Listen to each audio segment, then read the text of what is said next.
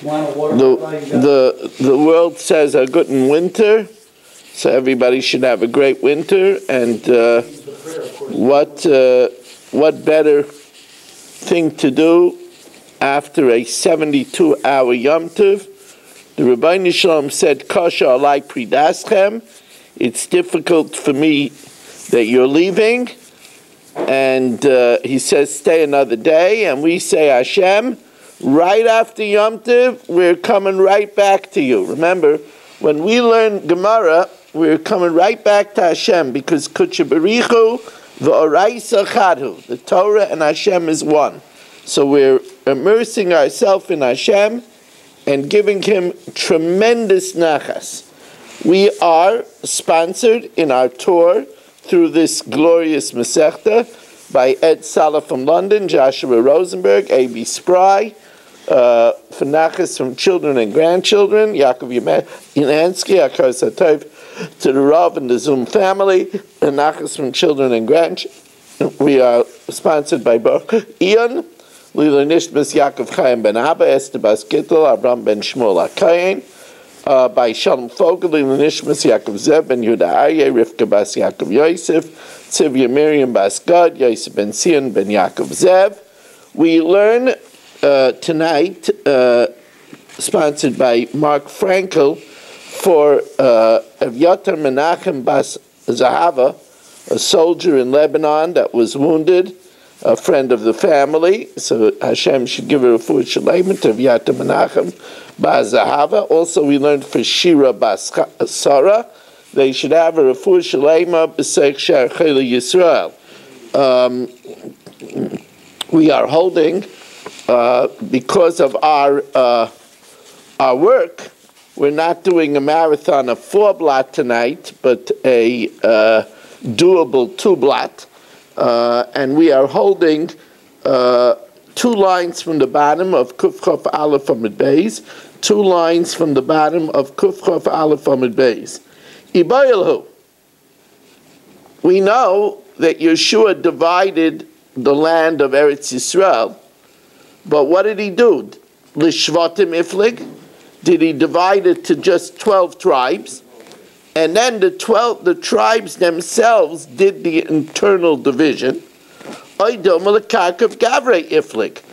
did he divide it to 600,000 people, giving each 600,000 person a portion? Tajma, it says, Bein Rav Lama'at, the lottery was and determined between more and less. In other words, that some portions to certain shvatim were more, and some portions to certain shvatim were less. So that's a proof that it was divided to the shvatim. If it was divided to 600,000 people, all the portions would be equal. Va'id, and furthermore, Tanya, and this is a lengthy brisa that tells us of the division process. Asida Eretz Yisrael shetischalek l'shloisha eser shvatim. Eventually, Eretz Yisrael will be divided instead of into 12 parts, into 13 parts. We'll see that the 13th part was for the Nasi. Shebetchila lo nischalka el l'shnayim eser shvatim. It was divided for 12 shvatim. V'lo nischalka el b'kesef. And the division was made with money. Now that means that later on, when the shvatim gave each person a portion,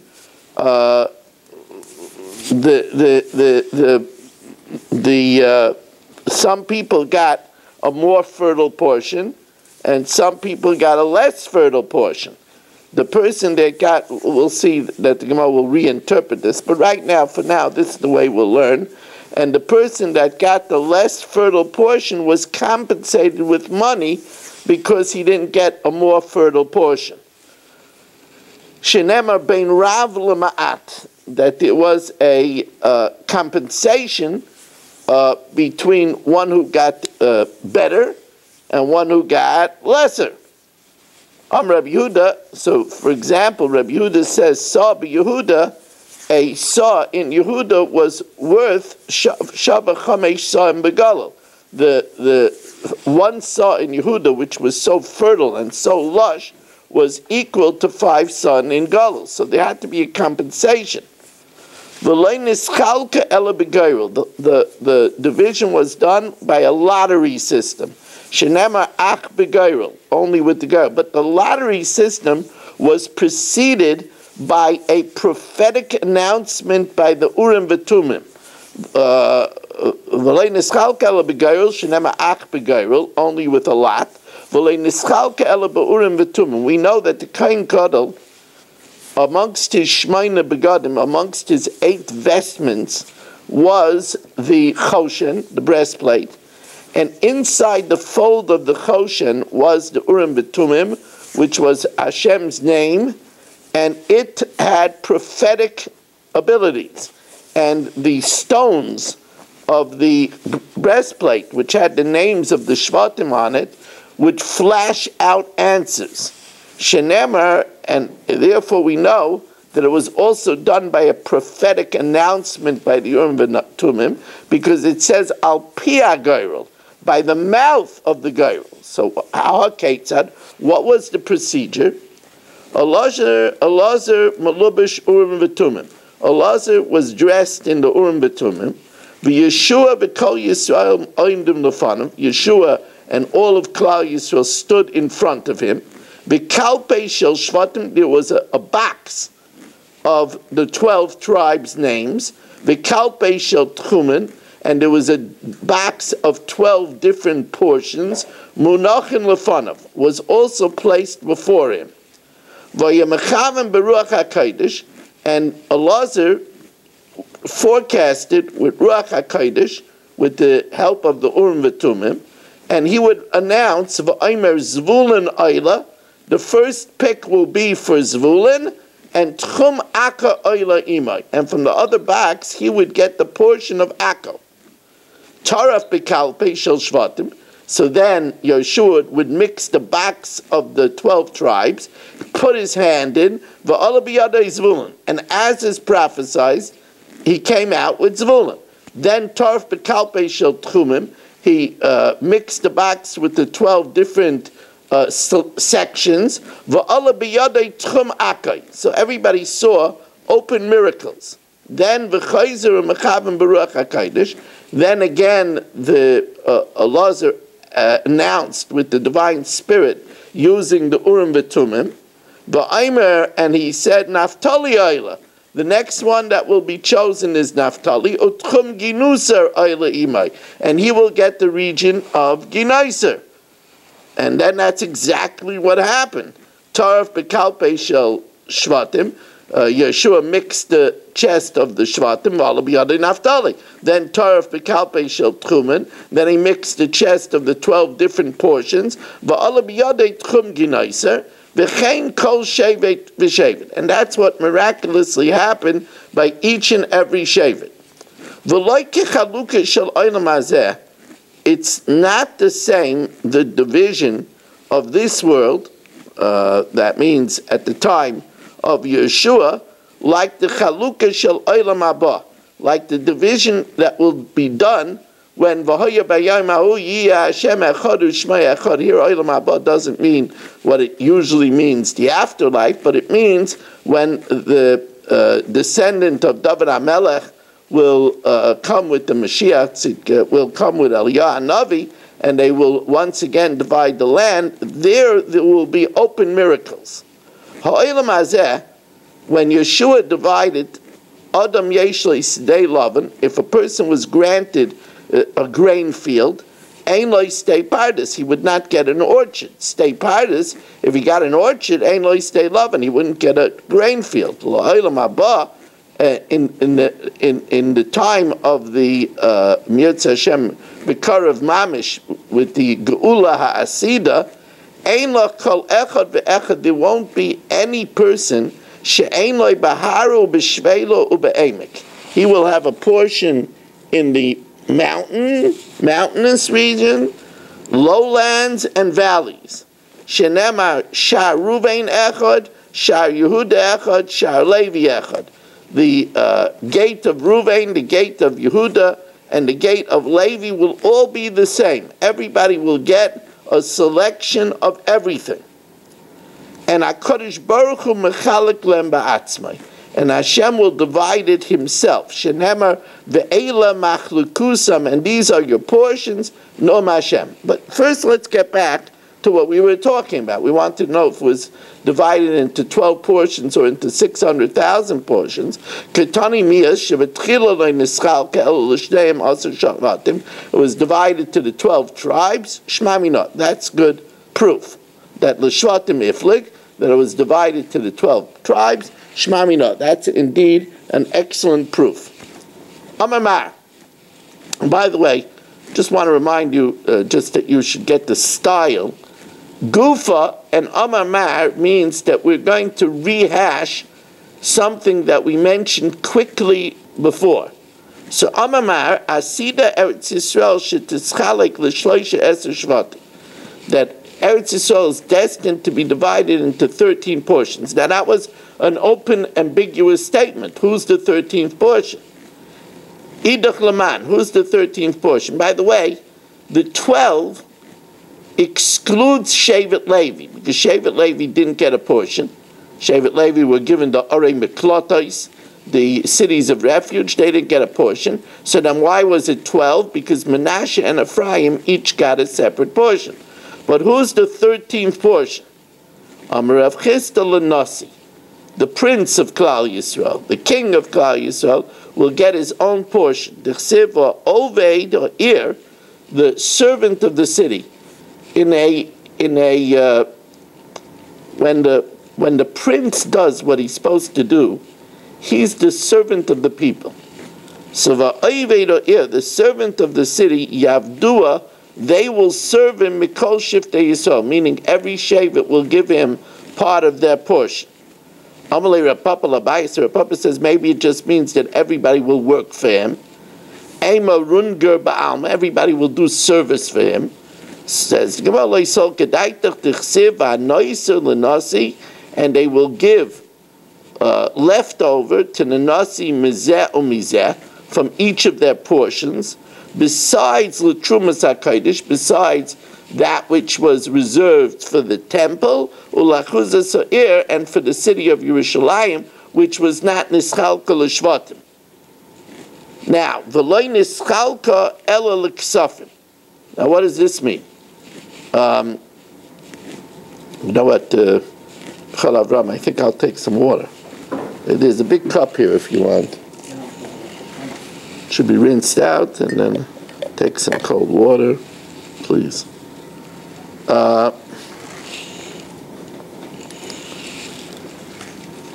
V'loi nischalka, excuse me, v'loi nischalka ela l'ksafim. Now, we said that there was a compensation. So the Gemara says a compensation for what? Shenema bein rav l'ma'at, between more and between less. L'mai. Ilay malashofra v'sanya, that there's some people that got inferior land, and some people got superior land. So the Gemara says, Atu b'shuftani askinan? Are we dealing with simpletons? Are we dealing with fools? When they made the division, the one that got superior land got less, and the one that got inferior land got more. There's no need to make a compensation. El lekroiva urechaika. It was considered a premium to be closer to Yerushalayim. So those that got a portion further from Yerushalayim were compensated. It was a big thing, you know, you have a hotel, and it's right by Mamila, and you can walk to the Kaisel, that's a premium, right? The further it is, there was a compensation. Shelley will take ice cream pops. Says the Gemara, Kitanoi, thank you very much. Baruch atah Adonai Eloheinu melech haolam shehakol niyeh b'dvaro.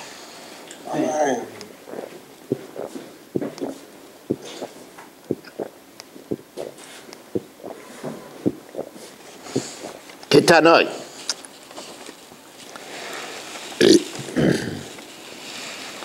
Ketanoi, Rebbe Eliezer Aimer B'Ksofim Heluha.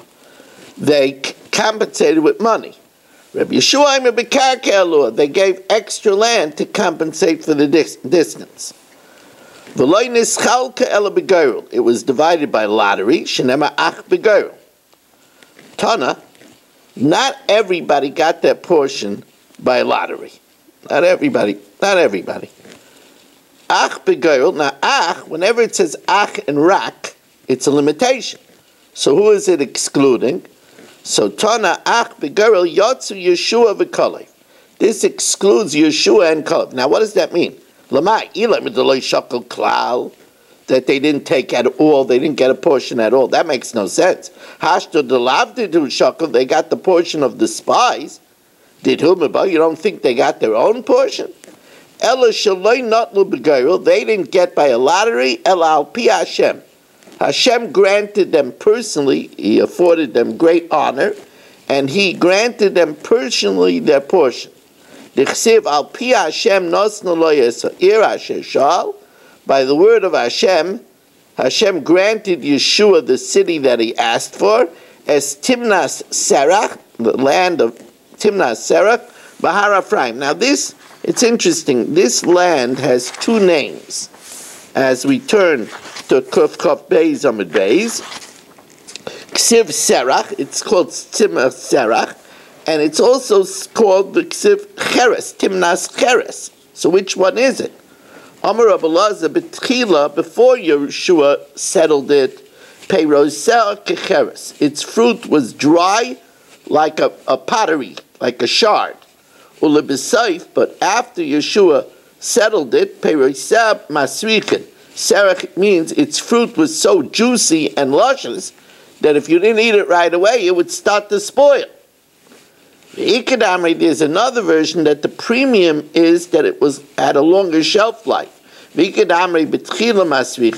he settled it, it would spoil. It would last a long time. It had a dryness that would allow it to have a long shelf life. So here we see that Yeshua was granted his portion not by a lottery. Same thing is true Kalev. And Kalev was granted Chevron, Kasher Diber Moshe, as Moshe declared, Vayoresh Misham, and he drove out from Chevron as Shloisha B'nei Anak, the three families of giants. So the Gemara says that's a problem. How could Kalev be given Chevron? It's known that Chevron was one of the Orei Miklotais. It was one of the cities of refuge, and as a city of refuge, it belongs to the Levium. Chevron ir miklad have. Amar Abaye says you're right. The actual Chevron belonged to Levi, but it had very large suburbs. Amar Abaye parvoha. The suburbs of Chevron were given to Kalev. The fields on the outskirts of the city, and its villages, Nasnu leKalev ben Yefuna b'achuzasai, was granted to Kalev ben Yefuna as his portion. Now, I was rude. I wasn't very friendly because I wanted to get started. I wanted people to feel that we mean business over here. But now we could welcome in, as we welcome in Saba, and we welcome in Irving Fishbaum and Mel Zachter and Eddie Chazan and Shimon Klein and Shelley Zeitler, Menachem Umansky, Dr. Black, Dr. Guy, Yisrael Fisher, Aaron Swade, Michael, Stephen Holtzman, Yitzi Muller, Nachman Chaplin, Nachman, we really miss you, Shimon Deer, Mark Frankel, Naftali Jablin, Moshe Lehman, Chaim Braun, Abe Arbach, Ilya Shutman. Who's daddy? Yitzi Fuchs. We welcome in David Helfgott on Kol HaLashon, and here in Shul, holding down the fort here at the Gudas Yisrael Beis Zev after a very beautiful 72-hour Yom Tov here in Gudas Yisrael Beis Zev. We welcome Michal Avram and Ruvain Shannon. Says the new Mishnah, first wide line on Daf Kuf Kuf Beis Amid Beis, Echad Haben ve'echad Abbas benachala. both a son and a daughter get inheritance. That means if there's no son, then the daughter gets inheritance.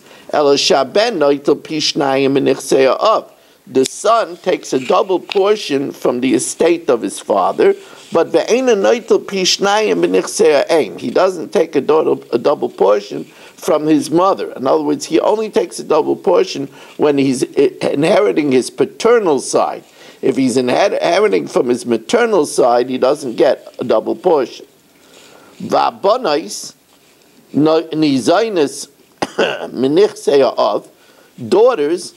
are entitled, even if there's a son and the daughter doesn't get a Yerusha, but she is entitled to support until she reaches the age of 12 and a half, or until she marries, only from the estate of the father, but she doesn't get support from the estate of the mother, because the support is a Tanai Ksuva. The Tanai Ksuva only comes from the estate of the father and not the estate of the mother. So the first statement of the Mishnah, that Echad HaBen ve'Echad HaBas B'Nachala, is a little bit of a mysterious statement. And right away the Gemara questions the meaning of it. What does it mean, Echad HaBen ve'Echad HaBas B'Nachala? What does that mean? That a son and a daughter take an equal portion. We know that's not true. The son gets the whole Yerusha before the daughter. And all the descendants of the son get before the daughter. So a son and a daughter don't inherit equally. So Amar Rav Nachman by Yitzchak, let's restore over here Shelley Zeitlin.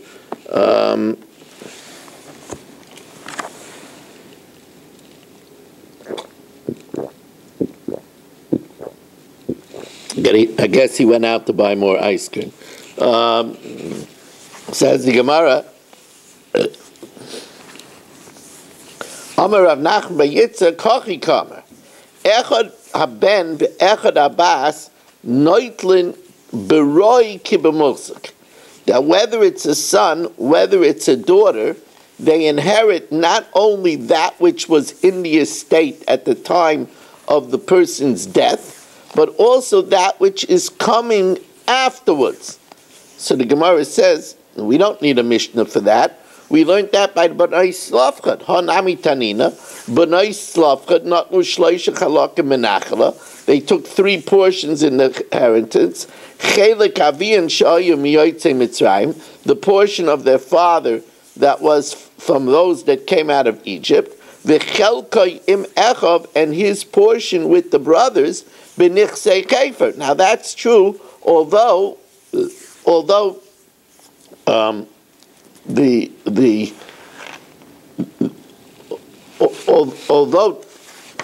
just 1 second, just want to check something.